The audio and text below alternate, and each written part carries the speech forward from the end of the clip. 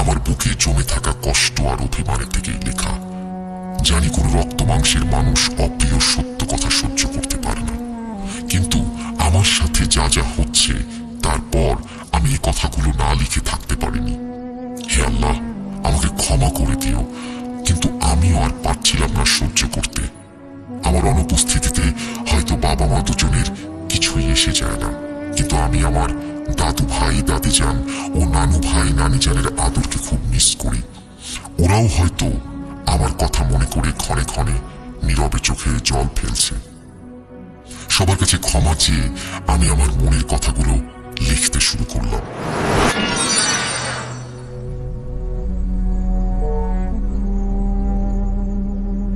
ছোটবেলা থেকে আমি প্রচন্ড অনাদর অবহেলায় বড় হয়েছি।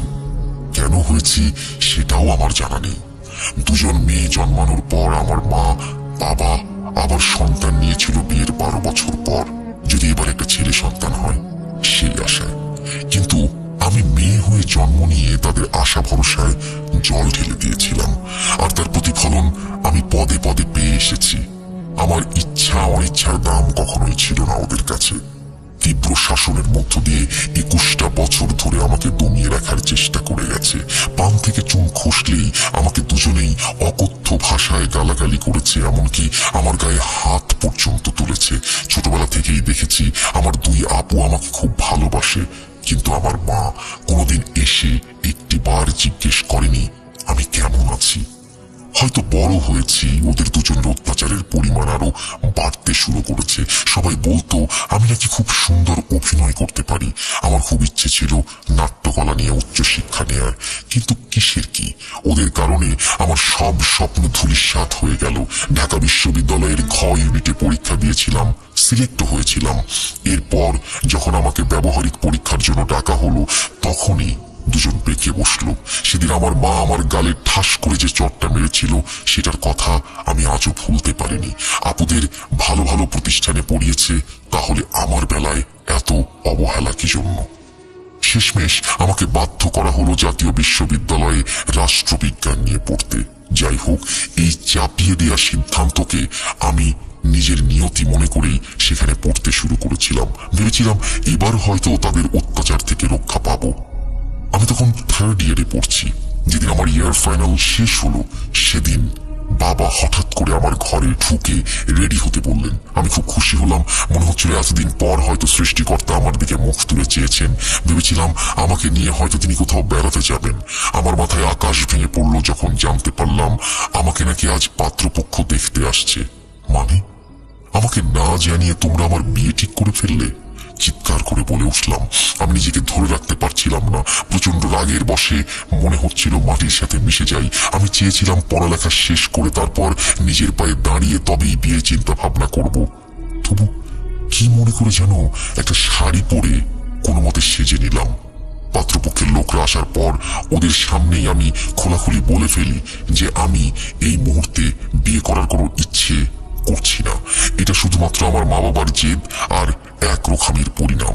এই কথা শুনে ছেলের বাড়ির লোকজন বিষয়টা একটা মীমাংসা করে দিয়ে চলে যান। বিয়েটা ভেঙে যায়। আমি অনেক অবাক হয়েছিলাম তখন, কারণ বাবা মা আমাকে সে সময় কিছুই বললেন না। তখন তো আর জানতাম না কি ভয়াবহ বিপদ আমার জন্য অপেক্ষা করছে। প্রায় সপ্তাহখানেক পরের কথা, আমি একদিন রাত্রে ঘুমাচ্ছিলাম। একটা চমৎকার স্বপ্ন দেখে আমার মন প্রাণ জুড়িয়ে যাচ্ছিল। হঠাৎ সবকিছু ভণ্ডুল করে দিয়ে আমার স্বপ্নেই সবকিছু অন্ধকার হয়ে গেল। সবকিছু ছাপিয়ে ভেসে আসে আত্মা উড়িয়ে দেয়া এক খলখলে হাসি। সে হাসি শুনতে না শুনতেই ঘুম ভেঙে গেল। চোখ মেললাম, ঘুটঘুটে অন্ধকার, পুরো ঘরটা অস্বাভাবিক রকমের শীতল। মাথাটা যেন হ্যাং হয়ে আসছে। ষষ্ঠ ইন্দ্রিয় তীব্রভাবে আমাকে জানান দিচ্ছে অন্য কারো উপস্থিতি। ভয়ে আমার সারা শরীর শিউরে উঠল। শরীরে প্রচন্ড ঘাম ঝরছে, তন্দ্রা তখনও কাটেনি। এমন সময় মনে হলো ঘরের ভেতরে গমগমে স্বরে ফিস ফিস করে কেউ বলছে, কাজটা ঠিক করলি না, পচতাতে হবে তোকে, এখনো সময় আছে, ভেবে দেখ। চোখ মেলে দেখি খাঁ খাঁ রোদ। ঘড়ির দিকে তাকিয়ে দেখি দুপুর 12টা বেজে গেছে। কি আশ্চর্য যে আমি ছেলেবেলা থেকেই সকাল 7টার আগে ঘুম থেকে উঠে যাই, সেই আমি কিনা আজ দুপুর 12টায় উঠলাম। কাল রাতে যা যা হয়েছিল তা বেশ মনে পড়ছে। আবারও শরীরের রোম দাঁড়িয়ে গেল। মনে হলো যে হয়তো একদিনই দুঃস্বপ্ন দেখেছি, আর কিছু হবে না আমার। ভয়ের মাত্রা ক্রমশই বাড়তে লাগলো, কারণ আমি ভেবেছিলাম আমার সাথে এমন হবে না, কিন্তু আমি ভুল ছিলাম। এরপর প্রত্যেকটা রাতের বেলা একই স্বপ্ন, একই জিনিস স্বপ্নে এবং বাস্তবে আমার সাথে ঘটতে থাকলো। কথাগুলো হুবহু একই। কাউকে যে বলবো সেটাও সম্ভব না, তবুও সাহস করে একদিন দুই আপুকে ফোন করে বলে ফেললাম সবকিছু। দুজনেই পুরো বিষয়টাকে মনের ভুল ভেবে উড়িয়ে দিল। দুদিন চলে গেল। গতকাল পরিষ্কার করতে গিয়ে আবিষ্কার করি আমার ঘরে ছোট রূপার তাবিজ। এটা আমার ঘরে কি করে এলো বুঝতে পারছিলাম না। সাহস করে মা বাবাকে দেখালাম। তাবিজটা দেখে দুজনেই বেশ বিচলিত হয়ে পড়লেন। আমি ভেবেছিলাম ওদের কোনো ভাবান্তর হবে, কিন্তু আমাকে অবাক করে দিয়ে ওরা আমাকে আশ্বাস দিয়ে বলল যে ওরা নাকি চেষ্টা করবে এই সমস্যার সমাধানের। কিন্তু মা বাবার কথায় কেন জানি না আমি ঠিক বিশ্বাস করতে পারছিলাম না, কারণ ওরা আমার জন্য কোনো কিছুই করেননি কোনোদিন। ভাবলাম যা করার আমাকেই করতে হবে। আমার বেস্ট ফ্রেন্ডকে জানানোর পর ও বলল একজন কবিরাজের কথা, যিনি এর আগে ওদের পরিবারের সমস্যার সমাধান করে দিয়েছিলেন। কলেজ যাবার নাম করে গেলাম একদিন সেই কবিরাজের কাছে। যাবার সময় তাবিজটি সাথে করে নিয়ে গেলাম। তিনি সবকিছু দেখে অনেক কিছু জিজ্ঞাসা করলেন। আমি তার কাছে সেই প্রথম সবকিছু খুলে বললাম। কবিরাজ চাচা আমার হাত থেকে তাবিজটা নিলেন। তাবিজটা মোম গলিয়ে তার ভেতর থেকে একটা কাগজ বের করলেন। কাগজটিতে ছোট ছোট করে কি সব লেখা, ঠিক বোঝা যাচ্ছিল না। কবিরাজ একটু কষ্ট করে সবটা পড়ে নিয়ে আমাকে যা বললেন তা শোনার জন্য আমি প্রস্তুত ছিলাম না।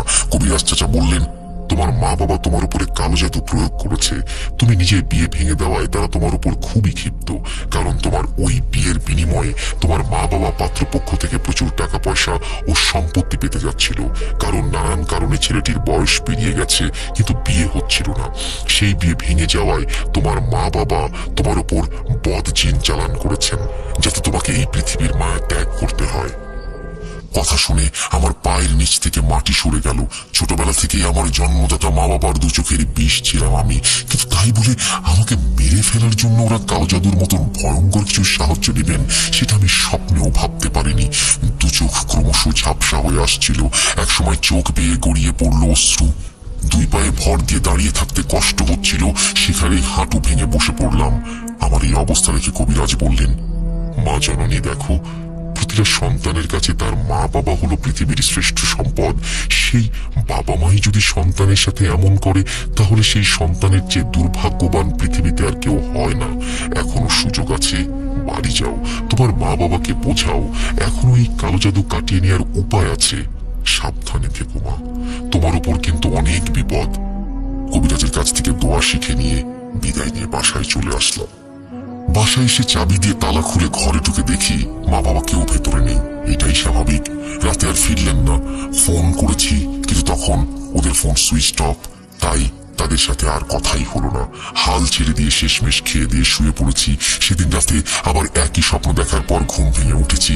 সাথে সাথে এতদিনের শোনা সেই গমগমে কণ্ঠ আজকে আমাকে ভয়ঙ্কর জোরে গর্জন করে চিৎকার করে বলতে লাগলো, নিজেরই সর্বনাশ নিজেই ডেকে আনলি, অপেক্ষা কর, তোর মৃত্যুর ক্ষণ ঘনিয়ে এসেছে। এই কথা শেষ না হতেই বুঝতে পারলাম অসম্ভব শক্তি দিয়ে একটা দানবীয় হাত আমার গলা চেপে ধরেছে।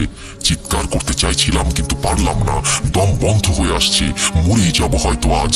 মৃত্যুর সন্ধিকণে এসে বাঁচার একটা শেষ চেষ্টাতেই হঠাৎ করে বিদ্যুতের ঝলকের মতো মাথায় খেলে গেল কবিরাজের দোয়ার কথা। মনে মনে সেই দোয়া পড়তে থাকি। মনে হলো গলার উপর থেকে সেই চাপটা যেন এক ঝটকায় সরে যায়। এরপর আর কিছুই মনে ছিল না। চোখ মেলে দেখি ফজরের আজান দিচ্ছে। আমার ধীরে ধীরে সবকিছু মনে পড়ে। আমি মানসিকভাবে ভেঙে পড়ছি। সিদ্ধান্ত নিলাম, যা পাপ করার আমার মা বাবা তো করেই ফেলেছে, আমি তাদের সন্তান হয়ে তো সেই পাপকে আর বাড়াতে দিতে পারি না।